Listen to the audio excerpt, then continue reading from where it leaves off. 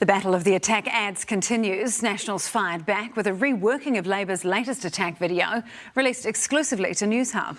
Christopher Luxon was far from the front lines today, though, visiting some of the National Party's safest territory, the farm. Political reporter Lloyd Burr has more. Politicians will do utterly anything to milk a vote, or at least try to.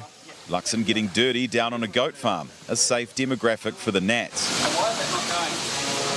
But can he be a friend of farmers while pledging climate action as one of his top priorities? What are you personally doing to address climate change? You were asked this last night. I'll give you another crack at it.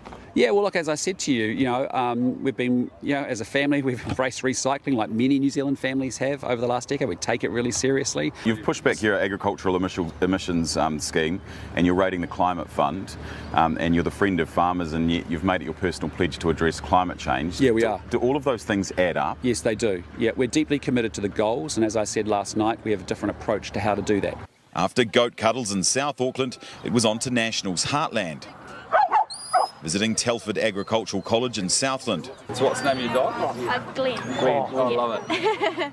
Friendly with the farming students, but on the campaign front line, firing back at Labor's attack ad with an attack ad. Labor has been wasting taxpayer money for way too long. Throwing barbs at Labor's spending on consultants, ministries spending large on farewell parties, and Auckland's ghost light rail. This is going to be the battle of the attack ads, is it? Oh, no, look, I mean, we want to discuss the big issues that are important to New Zealanders, but where the records are not straight and square, we're going to correct it. The Labour leader making no apologies either. Do you like long-distance combat or like close-up combat? Combatant himself for starting what could be an ongoing ugly advert back and forth. Is it your strategy now to ratchet up the attacks on the Nats policy, see the start of the stand-up? We have been very clear over the last few weeks that the National Party's numbers don't add up and that there is huge risk in that for New Zealanders. They've got no record to run on, they've got no ideas to take the country forward. It's not surprising it goes personal and gets a bit attacky. Do attack ads actually work, or are they just desperate? I believe it's important that New Zealanders know what's at stake at this election. Luxon looking at a different kind of steak, or lamb chop in this case, planning his next farm visit already. I'll come back and share a sheet with you, mate. We'll do it together. Southland giving Luxon's campaign its own spit and polish.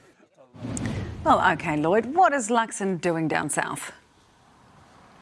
Yeah, well, there's a real whistle-stop tour, to be honest. We're on the ground for less than 24 hours. We spent the afternoon here in Balclutha, head to Invercargill tonight and spend the morning in Invercargill tomorrow before heading back to Auckland. This is real National Party heartland. They love him here. I think he's come down here just to escape the cities, get a bit of fresh air, to be honest, and have a bit of a morale boost. In Invercargill tomorrow, there's going to be a bit of a policy announcement. And Sam, a little birdie tells me here we're going to a cheese roll factory. He's actually going to be making some cheese rolls, which is exactly what I'm off to find for my dinner right now. Switching up from the sausage rolls, at least. Lloyd, thanks so much.